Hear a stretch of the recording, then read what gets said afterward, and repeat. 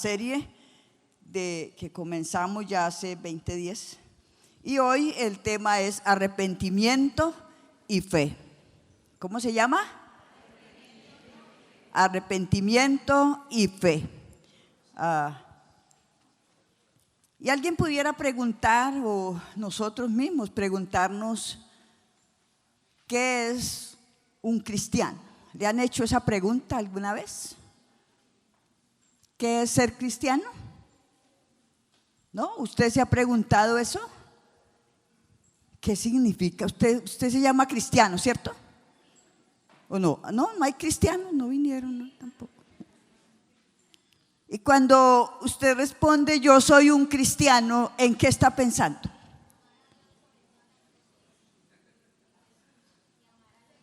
Amar a Dios sobre todas las cosas. ¿Qué piensa Claudia cuando tú dices yo soy cristiana? Bueno, que volviste a nacer, ¿cierto? Está confesando que volvió a nacer. A ver, por aquí está. ¿Qué dice Dora?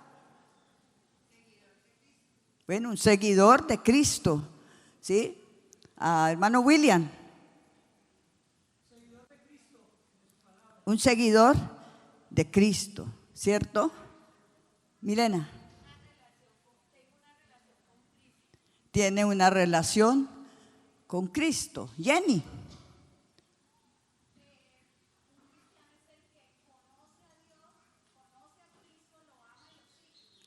Bueno, seguidor de Cristo. Y si le sigo es porque he tenido un nuevo nacimiento, me he encontrado con Él y entonces he aceptado esa invitación de seguirle.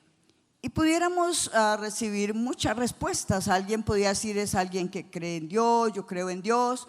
Otros podrían decirnos, yo me congrego, yo asisto a una iglesia. O otros decir, yo tengo una religión, yo tengo una devoción, yo creo en alguien. Y para muchos eso es ser cristiano.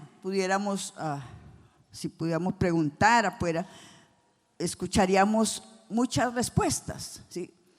Pero vamos en esta mañana a una respuesta correcta que la encontramos en Marcos capítulo 1. Y son las primeras palabras del Señor Jesús cuando comenzó su ministerio, y Marcos las registra en su evangelio. Y vamos a leer los versículos 14 y 15 de Marcos 1. Dice así: más tarde, después del arresto de Juan, Jesús entró en Galilea, donde predicó la buena noticia de Dios. Por fin ha llegado el tiempo prometido por Dios, anunciaba. El reino de Dios está cerca. Arrepiéntanse de sus pecados y crean la buena noticia. La primera cosa que podemos decir es que según la Biblia, bueno, un cristiano es alguien que pertenece al reino de Dios, ¿sí? Como muchos decían, es alguien que le sigue. Pero ya más adelante vamos a mirar lo que significa seguir a Cristo. Entonces usted puede, no sé si al final va a cambiar su manera de pensar o si hay que redireccionar nuestro camino, ¿sí? Y otra cosa, aquí hay dos. Bueno, pertenecer al reino de Dios significan dos cosas. Una, que nos arrepentimos de nuestros pecados, y otra, que creemos el evangelio. Hace 8 días Walter nos explicó acerca de lo que es el evangelio, ¿sí? Hace 8 días, ¿cuántos estuvieron? Bueno, una gran mayoría, pero aún muchos van a quedar sin saber qué es el evangelio, ¿cierto? Con claridad lo vimos hace 8 días, como hace 15 días también. Vimos lo que es el pecado, y hoy entonces vamos a ver como el resultado de esas dos cosas, ¿no? Saber que somos pecadores, tenemos la solución, la buena noticia del evangelio, y ahora es el arrepentimiento. Entonces Jesús da un mandato. ¿Qué es lo que dice Jesús? Arrepiéntanse y crean. ¿Sí? Él da ese mandato y lo da, está en tiempo presente. Me llamó la atención eso. No dice ustedes se arrepintieron o se arrepentirán o en algún día se van a arrepentir. Dice arrepiéntanse. ¿Sí? O sea, en tiempo presente. O sea que no es un evento que sucedió hace 10 años que usted dice: yo tuve un encuentro con el Señor, como decía Claudia, hace 10 años que nací de nuevo, entonces hace 10 años que me arrepentí. ¿Sí? ¿Alguien tiene aquí hace 10 años que se arrepintió? Ninguno, ¿cierto? Puede que lleve más años, pero no es un evento, es algo continuo, algo que el creyente, que como creyentes en Cristo necesitamos que suceda todos los días, ¿sí? Que es algo continuo y necesario en nuestra relación con Dios. En el libro de los Hechos encontramos a los seguidores de Cristo también predicando, especialmente, el apóstol Pedro y el apóstol Pablo, predicando a las multitudes, y el mensaje no era diferente. El mensaje que ellos predicaron en Hechos 3:19 nos dice lo siguiente: ahora pues arrepiéntanse de sus pecados y vuelvan a Dios para que sus pecados sean borrados. ¿Cuál era el mensaje? ¿Era el mismo de Jesús? Sí, era el mismo mensaje. Arrepiéntanse y vuélvanse a Dios. Arrepiéntanse de sus pecados y vuelvan a Dios. Y Pedro aprovechó esta oportunidad de dar este tremendo mensaje acerca de la muerte de Cristo y de la necesidad de arrepentimiento a una gran multitud que se reunió en el templo de Jerusalén. Se habían reunido. Esa multitud llegó asombrada por un milagro de un hombre cojo de nacimiento, un hombre que estaba a las puertas del templo. En el capítulo 3 nos cuenta, ¿cierto?, desde el comienzo. Y esa multitud llegó asombrada por ese milagro. Oiga, ¿qué pasó aquí? Si lo conocemos desde que era niño y ahora lo vemos normal, está caminando bien. Y cuando escuchan el mensaje de arrepentimiento, cuando escuchan este mensaje de la necesidad de volverse a Dios y escuchan que Pedro les habla de Cristo, el que ellos habían rechazado, el que crucificaron, al que mataron, dice el contexto ahí seguido, el capítulo 4, que los judíos se enojaron demasiado y arrestaron a los discípulos, a Pedro y a Juan, y los metieron en la cárcel. Y esa es la reacción de un mensaje de arrepentimiento. Yo espero que hoy yo no termine en la cárcel, ¿no? Ese era el Señor y eran los discípulos, ¿sí? Pero fue la reacción que produjo ese mensaje, porque hay mensajes que no son tan agradables, ¿cierto? No, como que no nos gustan tanto. Pero lo que vemos acá es esa reacción de ellos. Y en Hechos 20:21 tenemos al apóstol Pablo terminando su tercer viaje misionero y está en su discurso en Mileto. Vamos a leer el texto de Hechos 20:21. Bueno, a ver si lo tengo por acá. Y dice: he tenido un solo mensaje para los judíos y los griegos por igual. La necesidad ¿de qué? De arrepentirse del pecado, de volverse a Dios y de tener fe en nuestro Señor Jesucristo. ¿Había cambiado el mensaje? Dice: he tenido un solo mensaje tanto para judíos como para griegos o gentiles, que ahí es igual, ¿cierto? ¿Y cuál era el mismo mensaje? El mensaje que habían aprendido, el mensaje que habían recibido del Señor Jesucristo. Arrepiéntanse y crean el evangelio. Arrepiéntase y vuélvase a Dios. Pero dice tanto para judíos como para los gentiles. Y recordemos que la fe por la cual somos justificados es una fe viva. Lo aprendimos cuando estudiamos Santiago, ¿cierto? También claramente lo estudiamos, la verdadera fe, la fe viva que produce frutos de rectitud en el creyente. Es una fe viva. Si no hay una fe viva, no es la que viene del cielo, no es la fe de Dios, no es el don de Dios.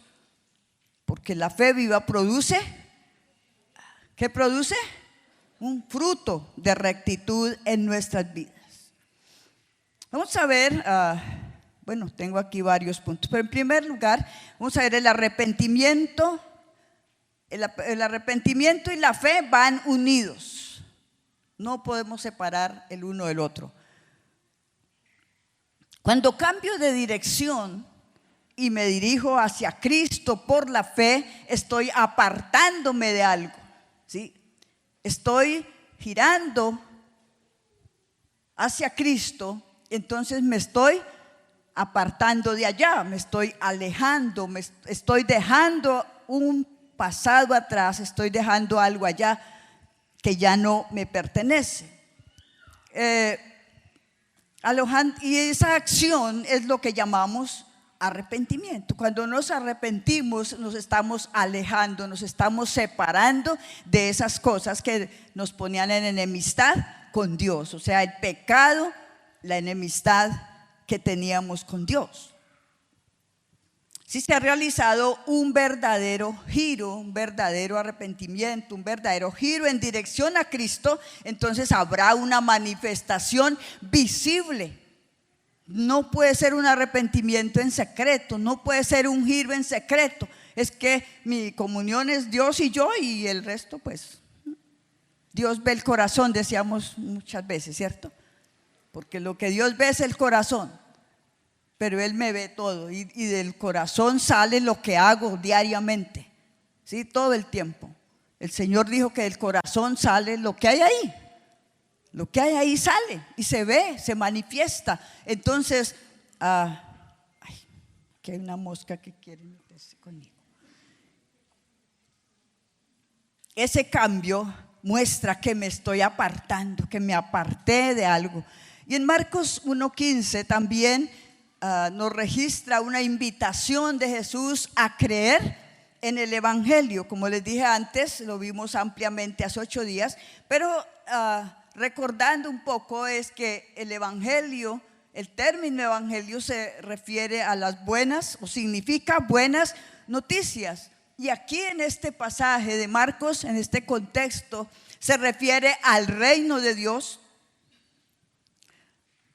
Y no puede haber una mejor noticia que saber que un Dios santo, que un Dios grande y sublime, todavía quiera fijarse en nosotros, los seres malos y pecadores, rebeldes, ¿sí? Difíciles de controlar, ¿sí? Somos difíciles, ¿cierto? Somos difíciles de coger una dirección correcta, pero Dios quiere que formemos parte de su glorioso reino. Y esa es la noticia que Jesús empieza a dar y dice: el tiempo ha llegado. O sea, Él estaba ahí. Se habían dado muchas profecías acerca de Cristo, pero dice: ahora el tiempo llegó.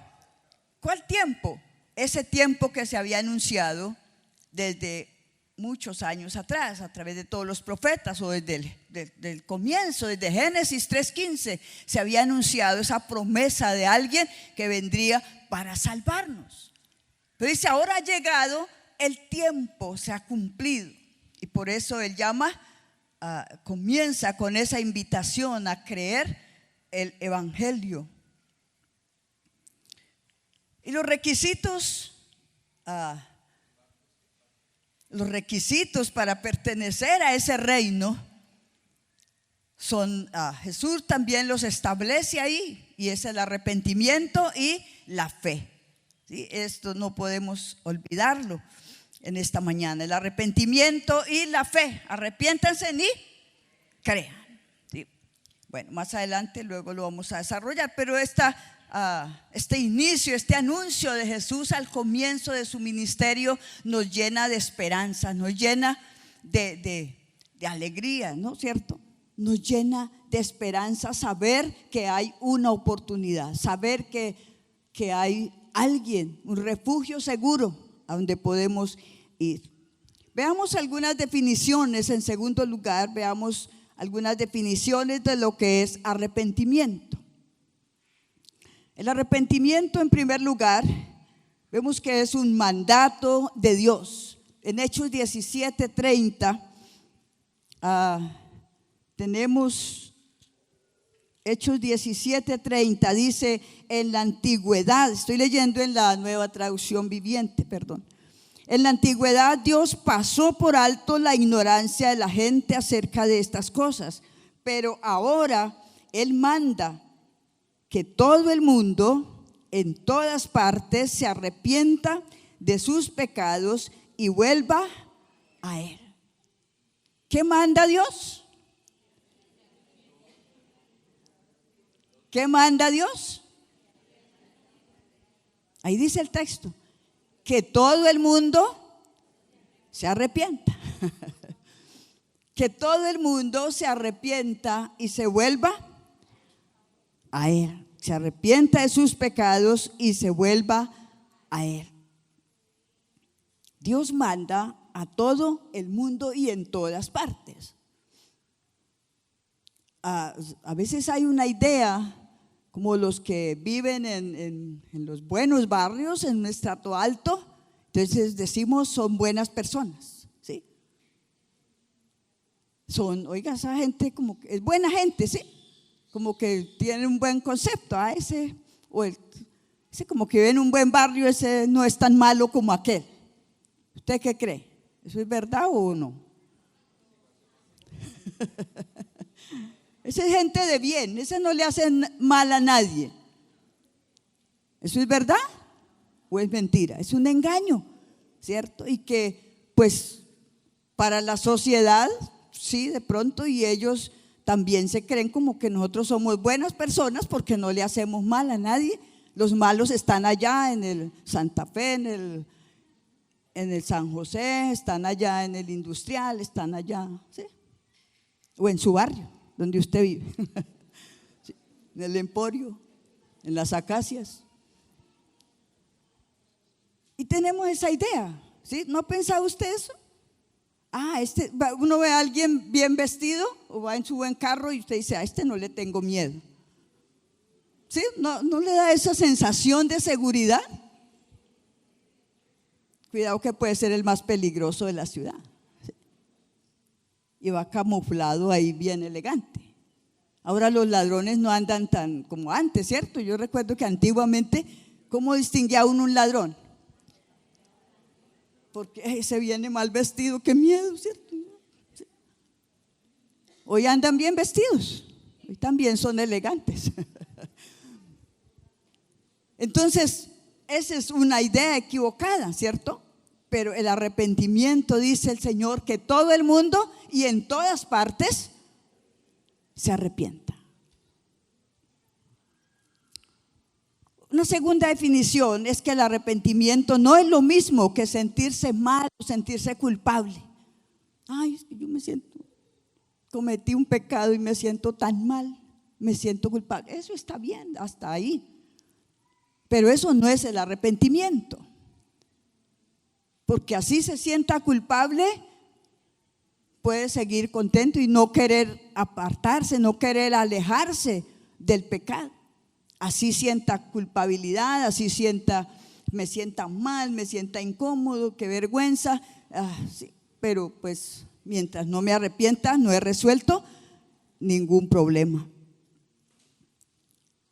Tercero, el verdadero arrepentimiento es poner a Cristo primero en todos los aspectos de nuestra vida. Y quiero que usted llevemos ahí para que, bueno, ¿qué tal? ¿Cómo es nuestro arrepentimiento? Es Cristo, necesitamos a Cristo para que Él nos salve.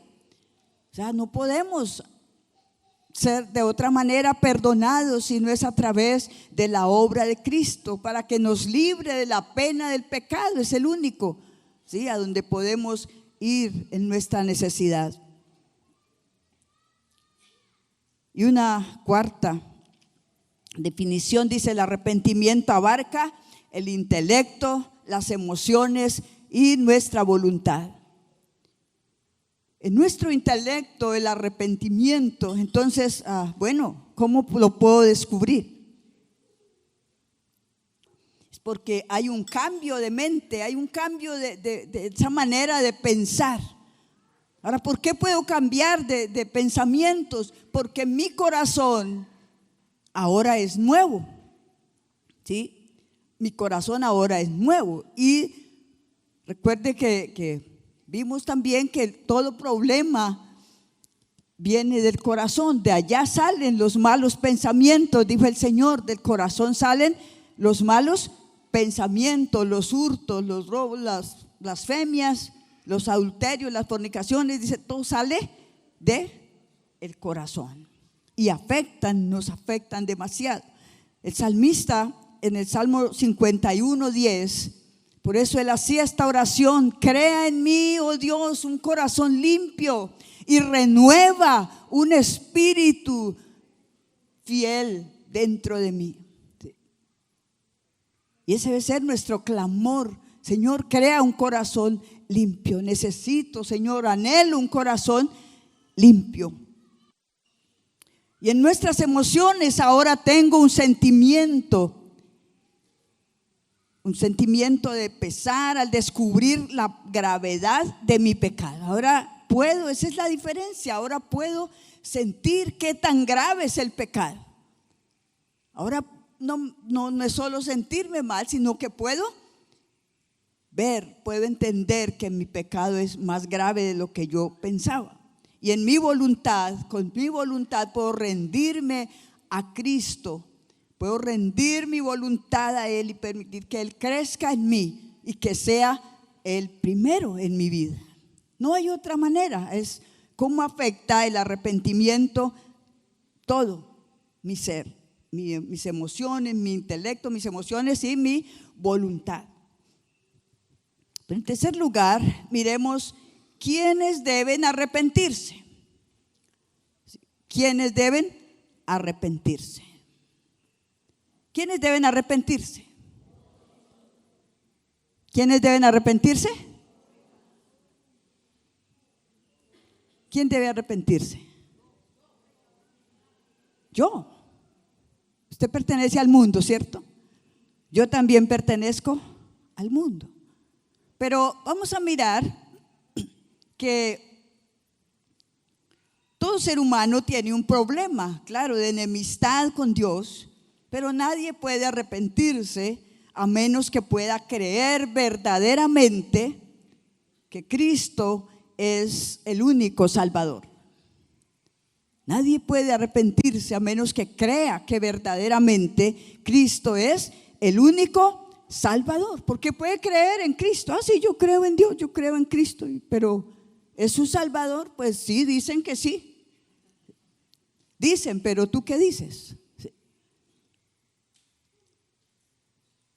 Los no creyentes son llamados al arrepentimiento para vida y salvación, para vida eterna.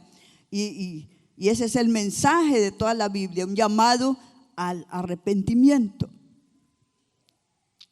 Y los creyentes nos arrepentimos porque ya tenemos vida, ¿sí?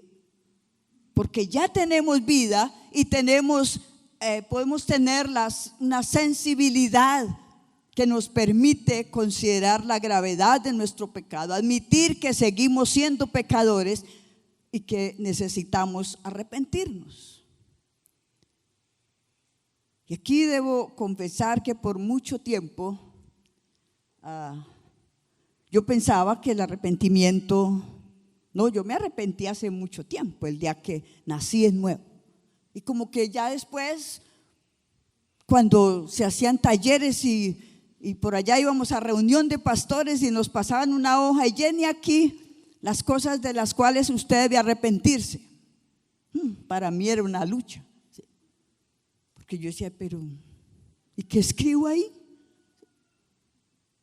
Yo no encontraba nada. Yo no encontraba, yo decía, pero yo ya me arrepentí, yo ya pedí perdón de todos mis pecados y ahí dice que ya el Señor me perdonó. Y difícilmente por ahí escribía 2 o 3 cosas que medianamente me acordaba. ¿Sí? Y como creyentes podemos tener ese pensamiento de que yo ya me arrepentí, eso fue un acto único, un día, eso fue un acontecimiento especial y ya. ¿Sí? Pero qué tan fácil sería hoy si pasamos una hoja en blanco y que usted en un minuto llene 10 cosas, ¿sí? Así rápido, en un minuto.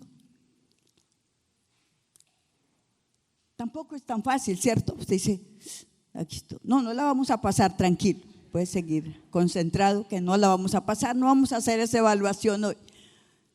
Pero pudiera ser, porque a veces pensamos que no, pero ¿qué?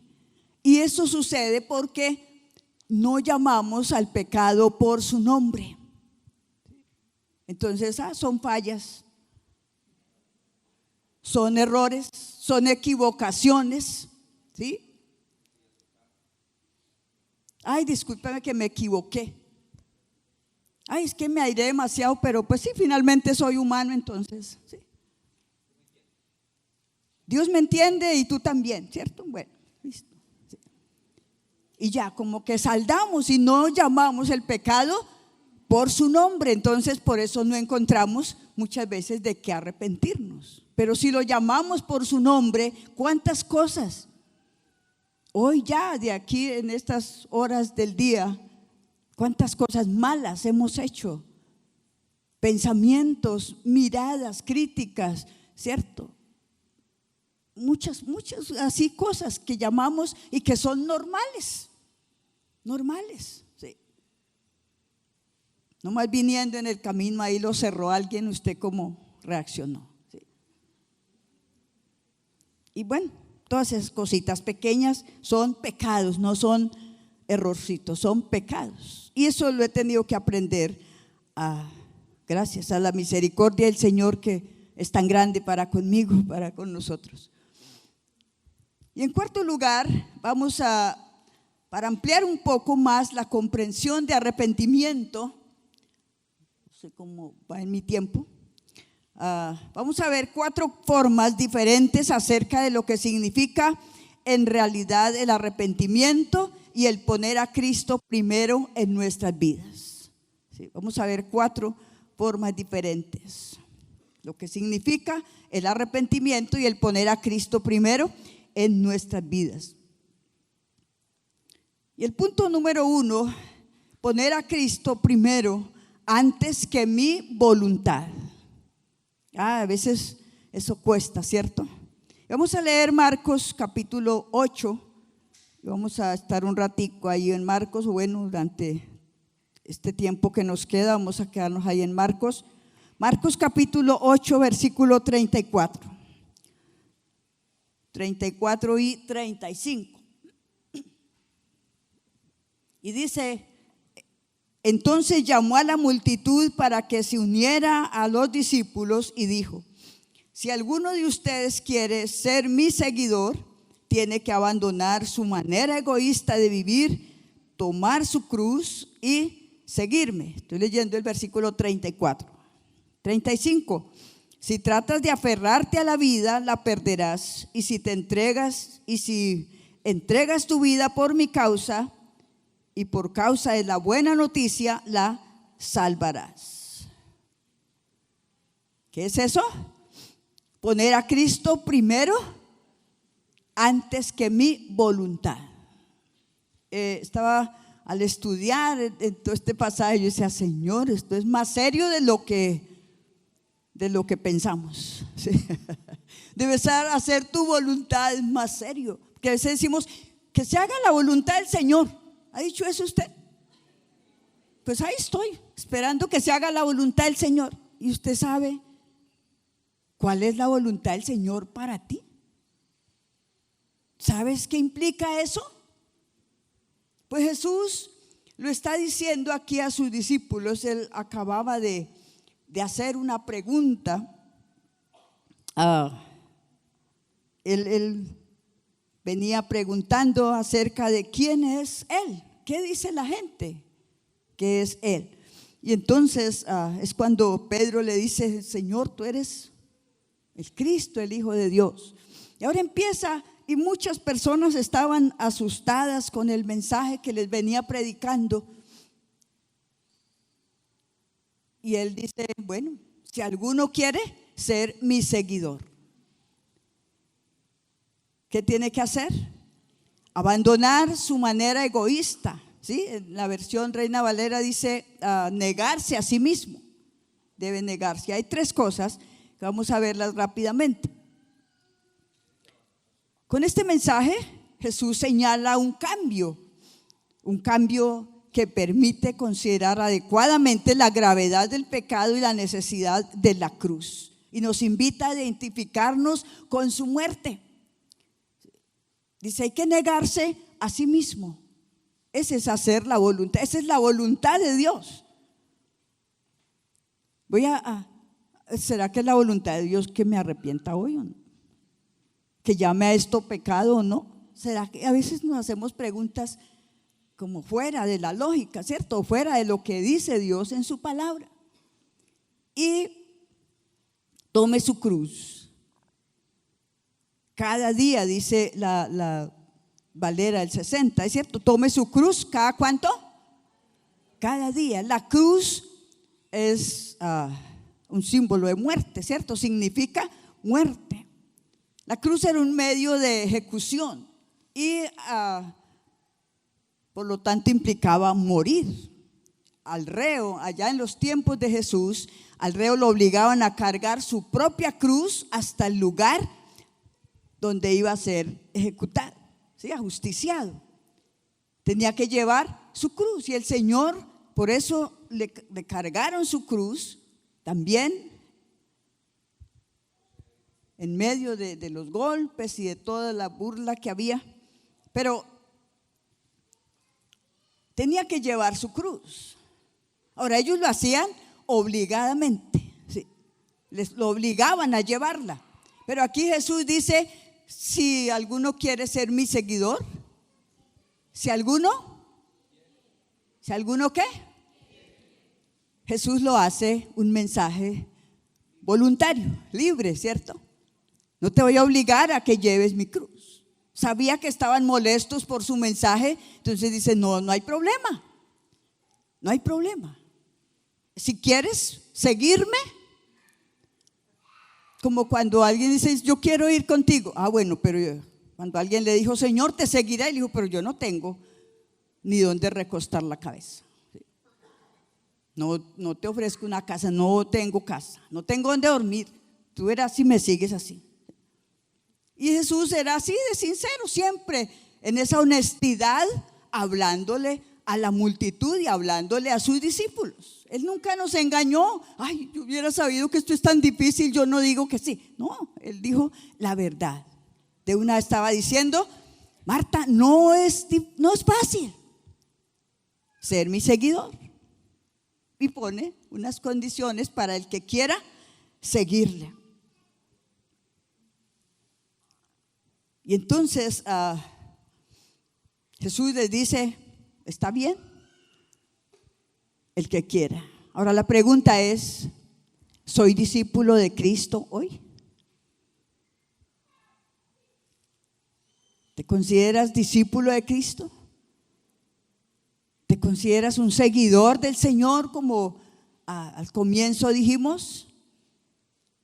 Pues estas son unas de las condiciones, porque la Biblia está llena de dirección de Dios para sus seguidores. Y entonces luego dice: si estás de acuerdo, sí, bueno, como no es una obligación, sígueme. Entonces, niégate, toma tu cruz y sígueme. Si llenas las dos, si estás de acuerdo con las dos primeras, entonces puedes seguirme. Y si no, pues quédense. Está recordando esta mañana un pasaje cuando en Juan no está aquí, pero llegó a mi mente y decía en Juan 6, cuando Jesús les habla tremendo mensaje acerca de una confrontación tremenda acerca del pan de vida, y dice, y muchos de sus discípulos ya no andaban con él. Y Jesús se vuelve a los 12 y les dice, ¿se quieren ir ustedes también? ¿Sí? Porque cuando ya vieron que la multitud no le seguía y los discípulos, Señor, ¿y qué haremos? O sea, como que bájele un poquito, ¿sí? No puede ser tan radical porque, vea, se están yendo, la gente se fue. Y él le dice, ¿se quieren ir ustedes? No hay problema. Si quieren. Es cuando Pedro dice, Señor, ¿a quién iremos? Si tú tienes palabras de vida eterna, solo tú tienes palabras de vida eterna. Pero no tiene problema en quedarse solo. Ay, ¿qué haría el Señor sin mí? Pues haría maravillas, ¿sí? Sí, haría cosas espectaculares. Pero así obra nuestro Dios. Y en el arrepentimiento, en el reino de Dios, su voluntad está primero que la mía. Su voluntad. Así que cuando usted vaya a orar y a pedir, Señor, haz tu voluntad en mí, primero averigua qué es la voluntad del Señor. ¿Sí? Pregunta, ¿qué es lo que Dios quiere y qué tan de verdad dispuesto estás a hacer su voluntad? Porque la voluntad de Él es muy diferente. Ese es que Dios me ama tanto y Él va a complacer todos mis deseos. Cuidado, eso no es verdad. Eso solo existe en tu cabeza. ¿Sí?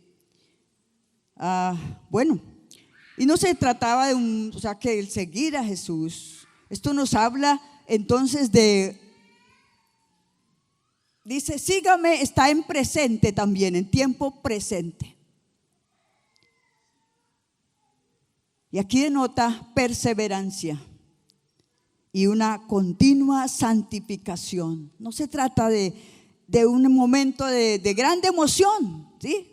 En un momento de que mis emociones están arriba y digo, sí, Señor, yo te sigo a donde tú quieras, Señor.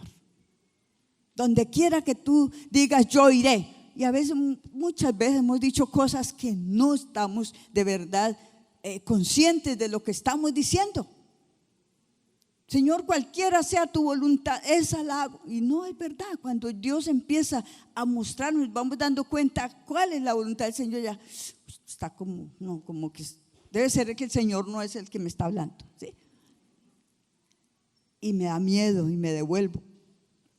Pero Él habla de una perseverancia, una continua santificación. No trata de un momento de emoción, se trata de un plan que abarca toda nuestra vida, un plan que tiene un proceso, un trabajo progresivo, y que no se da por nosotros, no se da porque nosotros queremos o porque nosotros lo buscamos, se da porque Dios en su misericordia nos considera sus hijos y trabaja con nosotros. Y en la práctica, entonces, ¿cómo se va esto? Bueno, es así, es un trabajo progresivo.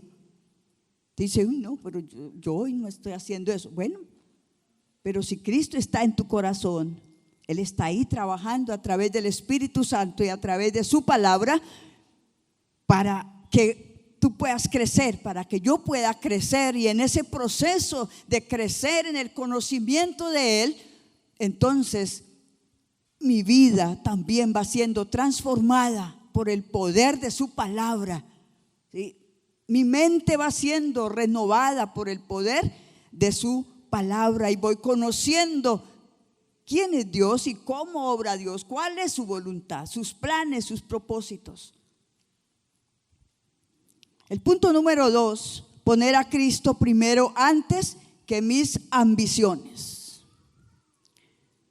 Y tenemos el versículo 36 y 37. Dice así: ¿y qué beneficio obtienes si ganas el mundo entero pero pierdes tu propia alma? ¿Hay algo que valga más que tu alma? Marcos 8, 36 y 37. ¿Qué beneficio? Y el Señor pregunta. Y Jesús presenta un caso extremo, ¿cierto? Dice, ¿qué beneficio tiene el que gane el mundo? Puede ser dueño de, mire, te puedo dar todo el mundo. Hablando de lo terrenal, puede ser el más rico y te mueres y ¿qué deja? Todo. Y en la eternidad, tu alma perdida en el infierno. Perdió hasta el alma, ¿sí? Entonces Jesús habla de esto, pues ¿qué gana el mundo? ¿Qué gana el hombre con ganar el mundo y perder su alma? Para decir que nada tiene mayor valor que la vida eterna, que la vida que Él ofrece. Nada tiene mayor valor que la salvación que Él mismo compró en la cruz. Nada puede reemplazar a Cristo. Sin embargo, lo reemplazamos continuamente por muchas cosas. Sí. Y aquí tengo algunas preguntas y quiero que usted las lleve, que usted si está escribiendo las pueda escribir y en esta semana meditar sobre eso. La primera dice, ¿a qué estoy dando mayor valor? Y no es de responder ahora, piensa ahí, cada uno, ¿a qué estoy dando mayor valor? La segunda, ¿cuál es mi mayor preocupación? ¿Las cosas materiales o lo espiritual y lo eterno? ¿A qué estoy dando mayor valor? ¿A qué estoy prestando mayor atención? ¿A esto terrenal que es efímero, que es pasajero, que es momentáneo, que se destruye, que se acaba, que aquí queda todo? ¿Valdrá la pena darle todo el valor? La tercera, ¿doy mayor valor a los principios del reino o a las opiniones del mundo? A las opiniones mundanas, lo que dice mis amigos, lo que dice el vecino, lo que dice aquel. ¿A qué estoy dando mayor valor? ¿Cuál opinión, cuál principio es mayor?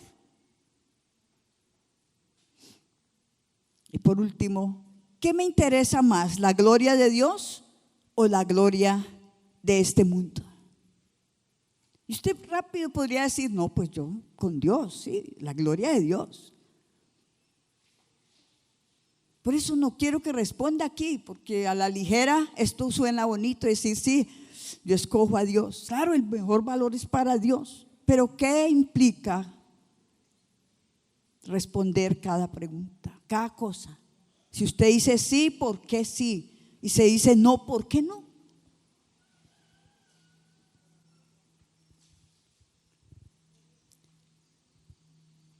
El punto número 3 dice poner a Cristo primero antes que mi reputación. Poner a Cristo antes que mi reputación. Y ahí mismo en el capítulo 8, el versículo 38, dice, si alguien se avergüenza de mí y de mi mensaje en estos días de adulterio y de pecado, el Hijo del Hombre se avergonzará de esa persona cuando regrese en la gloria de su Padre con sus santos ángeles. Era como que el mensaje de Jesús cada vez era más fuerte, ¿cierto? Y hoy lo tenemos en la historia, lo tenemos escrito, pero imaginémonos allá, los discípulos y a la multitud ahí presentes, como oiga, esto es otra cosa más. Y sí, Dios siempre pedirá más porque Él lo pide todo de nosotros. Si alguno se avergüenza, si alguien se avergüenza, poner a Cristo no es fácil. Poner a Cristo primero no es fácil cuando se trata de elegir, cuando se trata de un momento de elección. Allá en tu empresa, allá en tu casa, allá en tu trabajo, donde estés. O participas de este negocio o quedas sin trabajo. O respaldas este plan, o aunque no le digan ya se va, sino que le empiezan, ¿cierto? Este no colabora, entonces pongámoslo aparte. Para que en cualquier momento, por cualquier cosa, usted sale, ¿sí? Y muy diplomáticamente le dicen, quedas despedido. ¿Sí? O participas, y ahí es en esos momentos de elección, es cuando Cristo está también ahí. O te avergüenzas, o dices por amor al Señor, en fe, creyendo que Él es mi proveedor, no participo. ¿Sí? Pero ¿qué es lo más fácil? Decir, no, yo no puedo quedarme sin trabajo, tengo una responsabilidad, tengo unos hijos, el Señor sabe que yo soy casado, que tengo 3 hijos, que tengo 6 nietos y no, estoy pagando la casa, estoy pagando el carro, tengo muchas responsabilidades y me tocó decir que participaba. Y eso es avergonzarse. El Señor dijo, eso es avergonzarse de mi mensaje, dice, en este tiempo de pecado. Y dice ahí, en estos días de pecado. ¿Por qué no es fácil elegir a Cristo? No, con una mentira queda bien. Sí. Y muchos he escuchado, pronto no de acá, otros creyentes de otros lados, dicen, es que me tocó mentir. Me tocó, pastora, y si no, ¿qué hace uno? Sí. Así. Me tocó. Y queda bien, ¿cierto? Queda bien ante su jefe, queda bien ante su empresa, queda bien ante el que sea. Pero delante de Dios quedas mal. Y no puedes decir que tienes a Cristo en primer lugar. ¿Quién es Cristo para ti? Mi todo, mi Señor, mi Dios. No, es en ese momento de elección cuando miro y puedo saber quién es Cristo para mí. Si de verdad es lo máximo, si de verdad es el más importante o es uno más de la historia. Es un amigo más que tengo en mi lista. Es un buen amigo.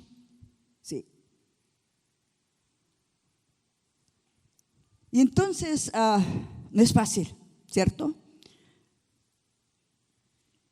Seguir a Jesús no siempre será algo popular, o tal vez nunca lo sea, porque el mensaje de la cruz siempre para el mundo será locura.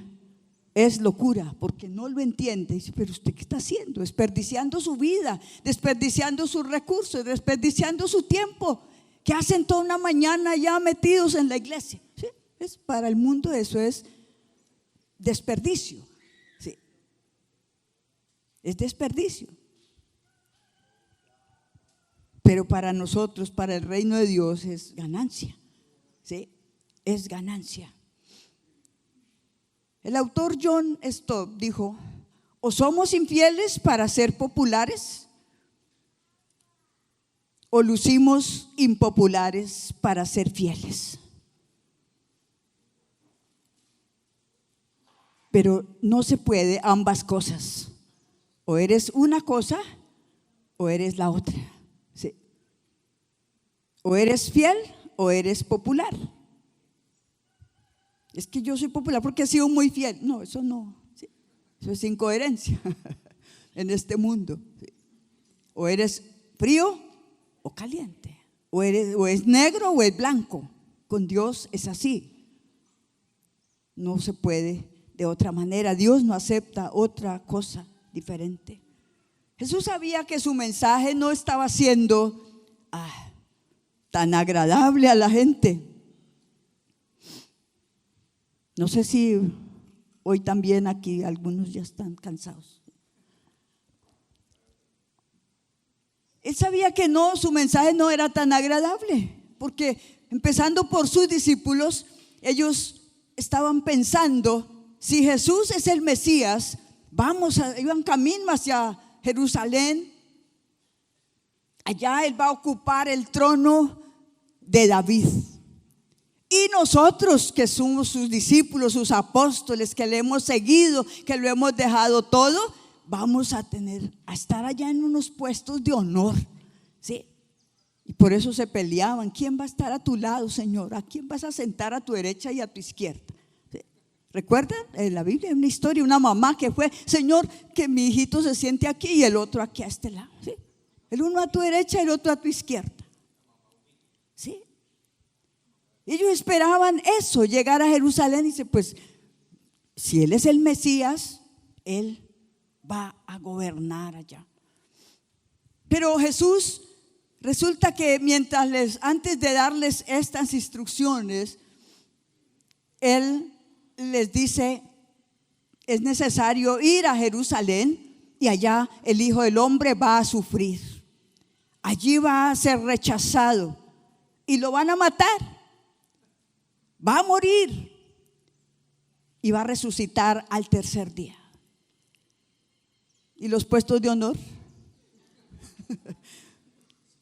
Las ilusiones de ellos, ¿cómo así? Allá vas a morir. No, si estamos esperando que nos pongas a gobernar allá contigo. Y ellos no podían entender eso. Y la pregunta hoy sigue, ¿qué vamos a hacer con el mensaje de Jesús? ¿Qué vamos a hacer? ¿Qué voy a hacer con el mensaje de la Biblia? ¿Qué voy a hacer con el mensaje de arrepentimiento, de esa necesidad de ir a Él? Todos los conceptos que Jesús habló, lo que Él predicó a la multitud, hoy en día tampoco tienen tanta aceptación, ¿sí? Como decimos, porque para el mundo son locura. Y aún para muchos creyentes es ser radical, es demasiado, ¿sí? Como que bájele un poquito, no se meta tanto, no sea tan fanático. ¿No le han dicho eso? ¿Para qué ora tanto? ¿Para qué tanto? No sea fanático, bájele, vaya pero con calma, ¿sí? Vaya de lejitos como los que tenían miedo, que siguieron a Jesús por allá de lejos, ¿cierto? Porque tenían miedo de identificarse con Él. Por eso Él dice, si alguno quiere seguirme. ¿Nos avergonzaremos de la cruz o nos gloriaremos en ella? Si nos avergonzamos, dice el Hijo del Hombre, se avergonzará cuando regrese en la gloria de su Padre. O sea, dirá, no los conozco.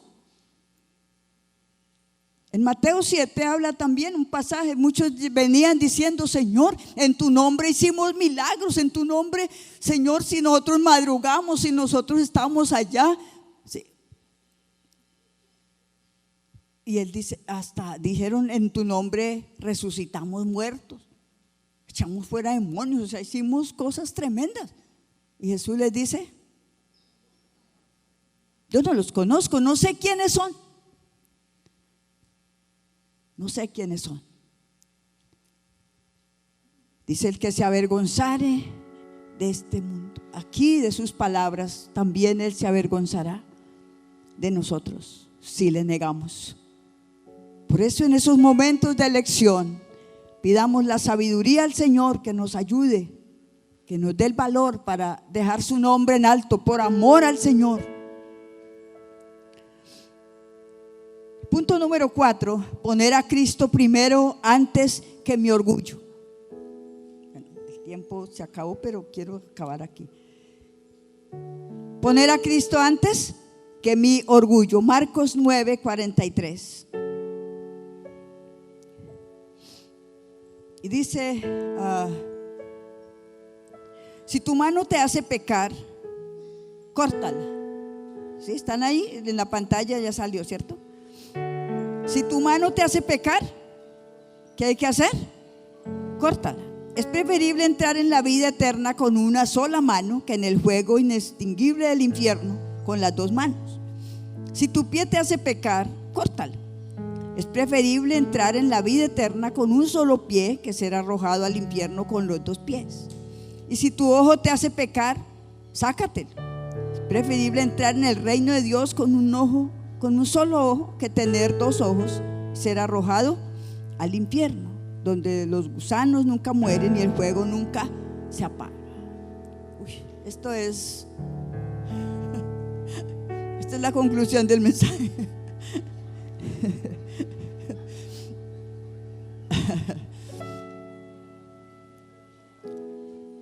Así es Dios, ¿no? Y yo leyendo esto decía, Señor, es un pasaje que ninguno quisiéramos encontrar en nuestro devocional, ¿cierto? Usted por ahí se levanta todo emocionado de orar y va a leer Marcos 8:43. Y el Señor es tan didáctico, el Señor es tremendo. Y viene Él hablando acerca de unas advertencias, fuertes acerca de los tropiezos que pudiera apartar a alguno de la fe. Pero aquí entra en estos versos, nos habla de los tropiezos que podemos poner nosotros mismos en nuestro caminar diario. Sí. Habla de una manera muy personal a cada uno. Y es porque Jesús sabe que con mucha frecuencia en nuestra ambición muchas veces hemos puesto primero nuestra voluntad que su voluntad, que nuestra ambición, que nuestra religión, que nuestro orgullo nos hace fallar frecuentemente, nos hace tropezar en nuestro caminar diario. Y esta ilustración es fuerte, no es literal, por favor, esa es la buena noticia. No se puede tomar literal, pero yo pensaba si fuera necesario, ¿cierto? Si eso resolviera el problema. Pero el problema es que debemos recordar que no es cortarse la mano. ¿Dónde está el problema de todo pecado? En mi corazón. Así me quite la mano, mi corazón sigue pecando, ¿cierto? Es con la otra, ¿sí? Ejercito esta y le doy, ¿sí? Así vaya en un solo pie, ¿cuántos con una muleta y van y roban, y van y matan a otro, ¿sí? Y si se toma literal puede terminar el solo tronquito y sigue pecando, ¿sí? Sigue haciendo el mal, ¿sí? Entonces no es eso lo que el Señor dice. Pero Jesús se refiere a esas cosas que son tan arraigadas en nosotros, que son tan fuertes, a esos hábitos. Y algún teólogo interpretó este versículo, este texto así: la mano puede simbolizar nuestra manera de obrar, el pie puede representar nuestro caminar por el mundo, el ojo sería una figura de los malos deseos que surgen del corazón, ¿sí? Él lo interpretó así. si nos tuvieran que amputar un pie o un brazo, una mano, una pierna o parte de su cuerpo, eso sería una tragedia. Lo vemos como una tragedia, ¿cierto? Y es difícil. Yo recuerdo, mi mamá iba a cumplir ya casi 80 años y por una gangrena le tenían que amputar una pierna. Y en medio de su gravedad, ella dijo: no, yo no me dejo quitar mi pierna. Si me muero, que me muera completica. ¿Sí? Y si Dios me va a dar más vida, pues que Él me sane. Gracias a que Dios la sanó y vivió como otros 15 años más. Pero era una tragedia. Ella decía: yo no me veo en una muleta, yo no me veo con una sola pierna. Y para cualquiera es una tragedia. Sí. Pero Jesús, bueno, la persona se sometería solo porque es su única opción, ¿cierto? De salvar la vida. Como que bueno, si eso es, pues la mayoría lo haríamos, ¿cierto? Yo no tendría la fe de mi mamá para decir, pues déjenme así.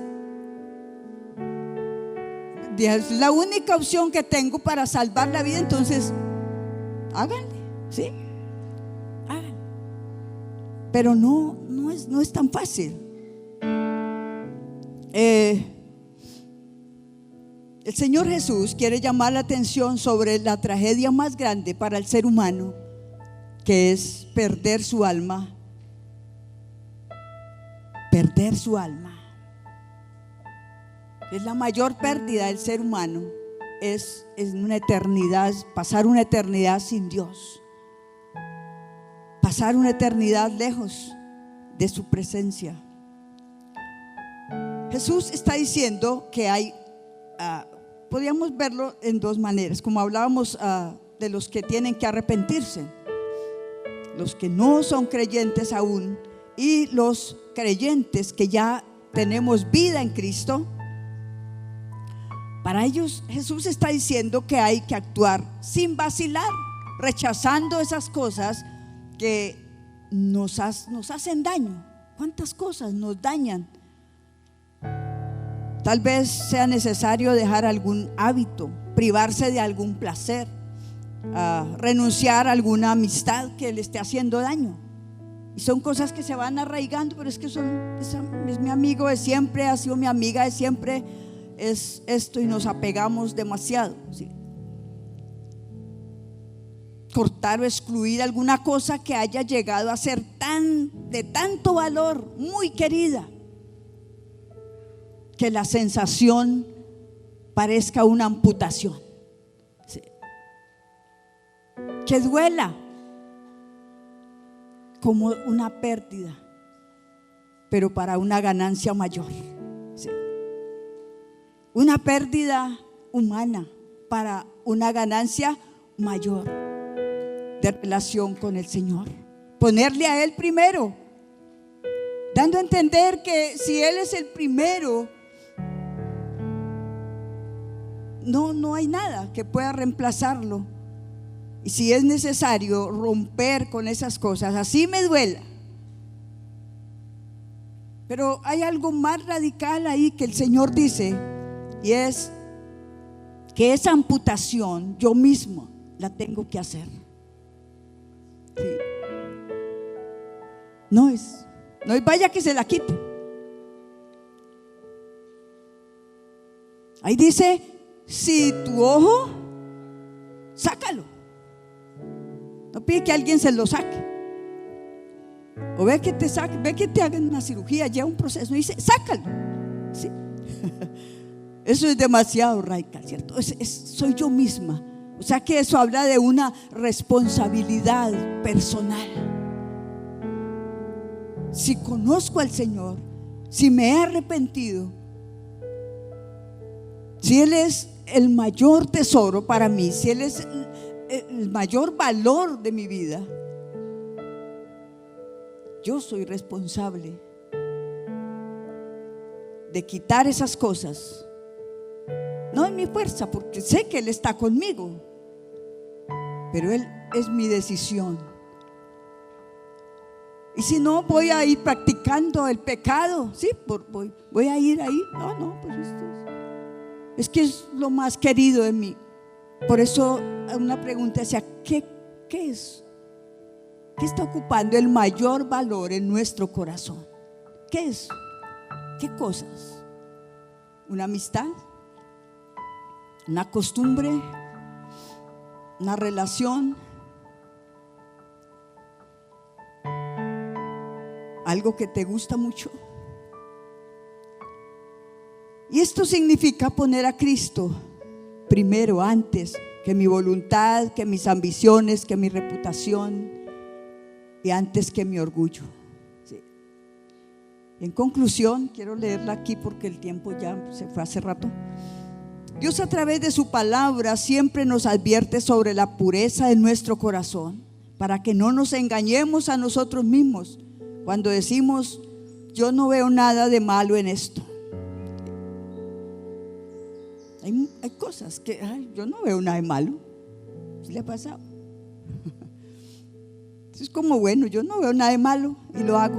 Pidamos a Dios que nos dé cada día más conciencia de pecado y la humildad para correr a Él arrepentidos, creyendo que Él es fiel y justo para perdonar nuestros pecados y limpiarnos de toda maldad.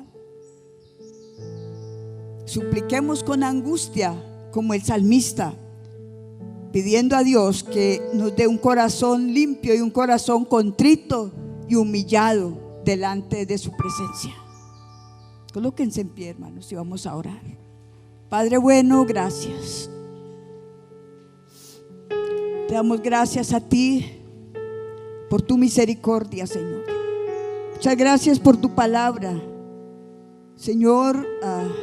Hay muchas cosas que no entendemos, hay muchas cosas que nos es difícil, pero hoy estamos aquí como tu iglesia, Señor. Hoy estamos aquí, Señor, creyendo que solo tu misericordia y tu bondad ha permitido que estemos en pie, Señor. Son tantas nuestras fallas, son tantos nuestros pecados, y cada día, Señor, es mayor la necesidad de conocerte, de conocer cómo tú piensas, de conocer cómo tú planeas, cómo tú haces las cosas, Señor. Perdónanos por no llamar el pecado por su nombre. Perdónanos cuando queremos siempre hacer nuestra propia voluntad y pensamos que tú aplaudes nuestra voluntad. Queremos someter tu voluntad a la nuestra, Señor,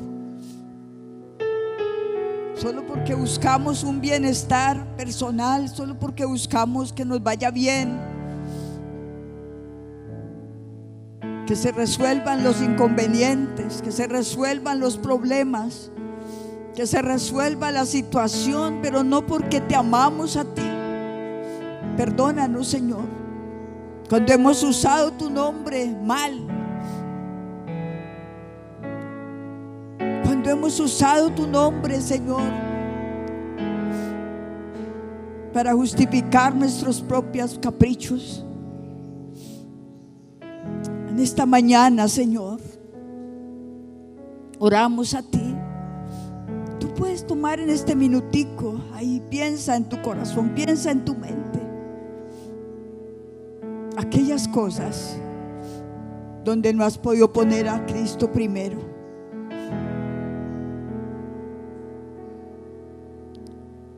Pues son momentos donde te has avergonzado del Señor y por quedar bien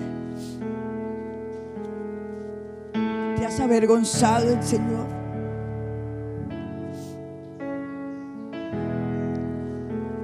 O en nuestro orgullo hemos aceptado cosas, hemos omitido cosas que sabemos que son pecados, que ofenden al Señor. Señor, hoy nos arrepentimos. Hoy te pedimos que nos perdones. Tú que conoces nuestro caminar diario, Señor. Tú que conoces todos nuestros pasos, que conoces nuestra vida, Señor, totalmente. Nada te es oculto, nada hay oculto.